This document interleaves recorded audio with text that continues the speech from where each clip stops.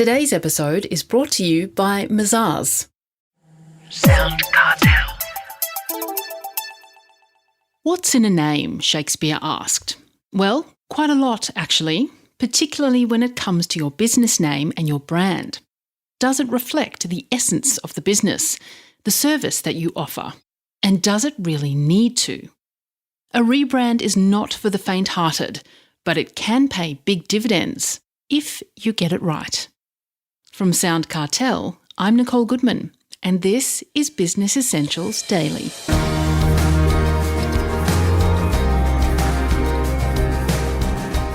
Much of the last few months has felt almost like a reset, and there couldn't be a bigger reset than a rebrand and changing the name of your business. Does your brand continue to reflect the business that you run? With changing times, new markets and modern trends, you might be thinking your name is, well, a bit outdated. But if it's time for a change, tread carefully, says Luke Faccini, founder and brand strategist of The Sponge branding agency. There's a lot to consider, he says, and it's not a decision to be taken at a whim. So first, Heather Dawson asks him, why would or should a business decide to change its name? It's a drastic thing to do, so it should only be considered when there is a huge change or a problem that is irreconcilable for the business name as it currently stands. So if you want a couple of examples there, we work with clients from around the world, and the most common reason why they would come to us is that they've been trading with a name and they've gone to register it in a particular market, and it's been counted by somebody that has that trademark there already, so they're unable to use the name. That is a catastrophic fail. Another would be if the business has gone through some significant challenges, perhaps some really bad press, and they cannot trade with the current name. Or the business changes direction completely and the name no longer fits. So there's some good reasons there. Well, what's really involved in renaming, this sort of rebranding exercise? Because you'd need a whole strategy behind it, would you? Absolutely. It is an opportunity to find meaning. That's one thing that we take our clients on. When it is a rename, it is really a rebrand. And that means finding the purpose and the values that underpin what the brand, what the culture actually means, so that you can create a platform to develop a really meaningful name that's going to resonate for the market and actually for your team, because it is such a big thing to do. But it's so hard, isn't it, to actually come up with the right name? Is there a secret to getting it right? Well, there's a bit of a science to it, and there is also an art to it. One of the things that I've learned in this 18 years of doing it now, that you can't be attached to any of the name options that you develop during the process, because you will ultimately feel pain when it's not registerable. So in your experience, what are the biggest mistakes businesses make when renaming their businesses? There are a few. The first one is that they come up with a name that is too long.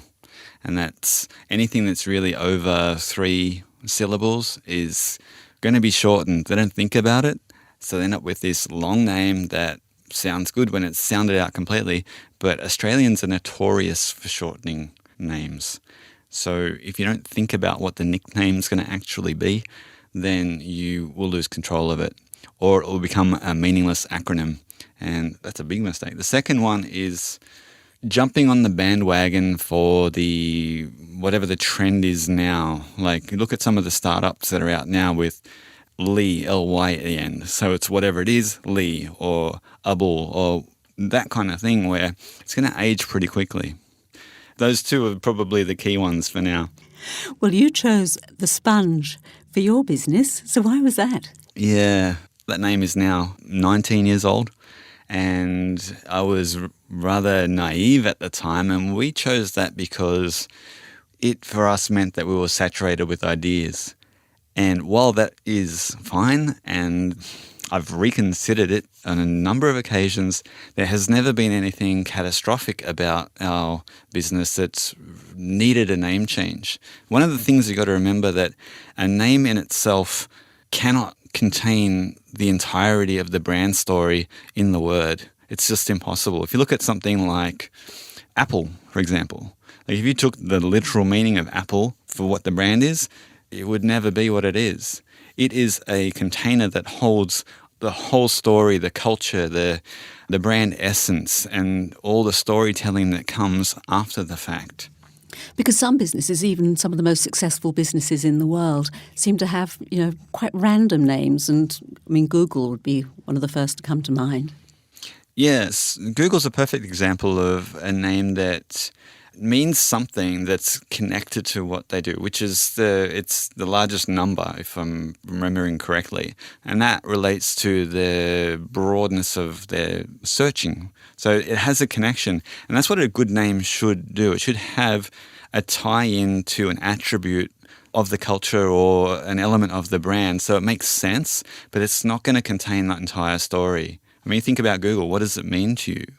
So many things, right? It's search, it's maps, it's a failed social media platform in Google+. I mean, it's all these things that are attached to that name, but the name has relevance for what the business intended from the beginning. It's the same with any name that you should come up with. And it's catchy. Yes, and it's short. And then there's, so much else to do as well, isn't there, at a practical level, Luke, like business cards and website redesign and social media presence and all that sort of stuff. What do you need to think about? Yeah, it is a perfect opportunity to capitalize on the attention that you can get from changing a name because it is such a drastic thing. Eyes are on you. So you need to develop the complete suite of sales and marketing collateral. As you said, that's your business cards, digital and print stationery, social media, website, sales collateral, PowerPoint or Google Slides or Keynote, slide decks, the whole works. You need to consider it because you never know which one of these is going to be the first touch point for your market.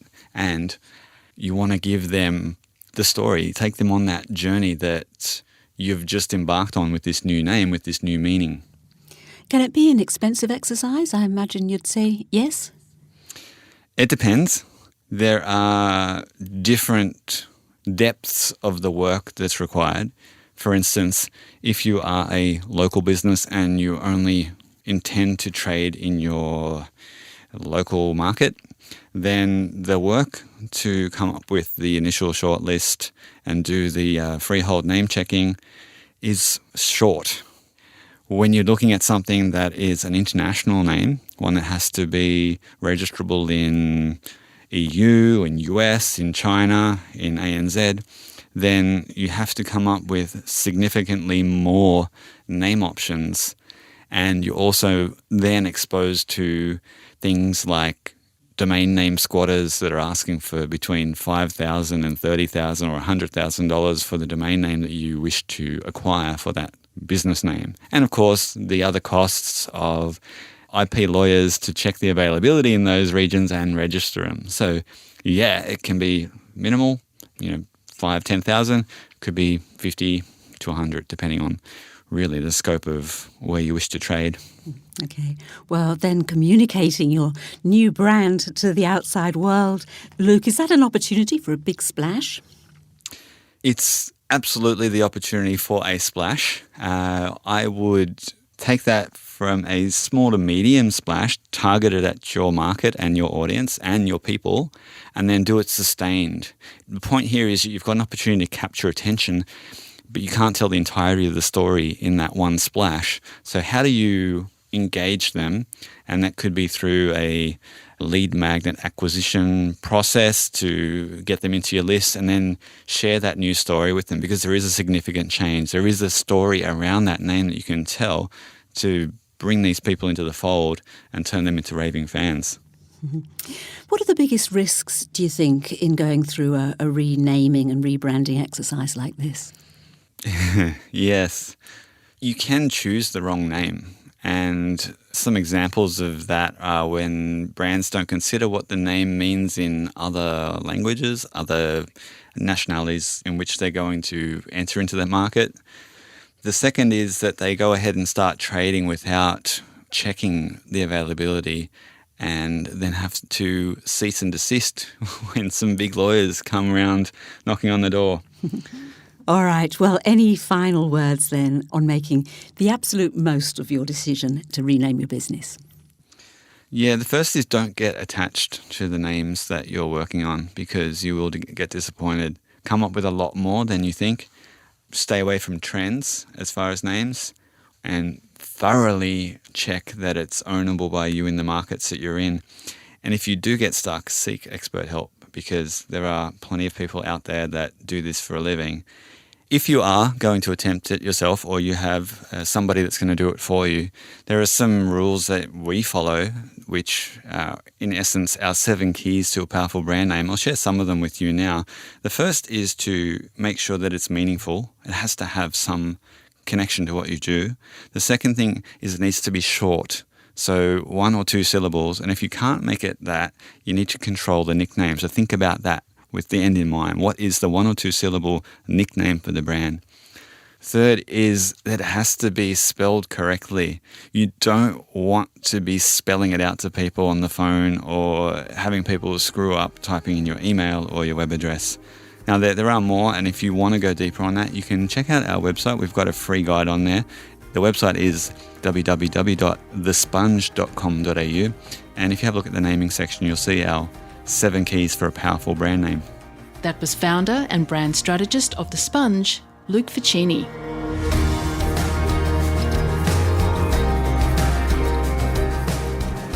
This episode of Business Essentials Daily is produced by the team at SoundCartel.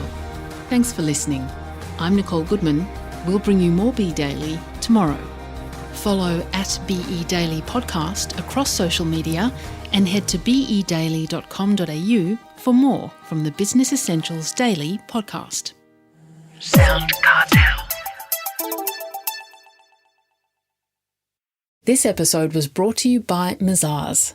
To find out more, visit mazars.com.au. That's mazars.com.au.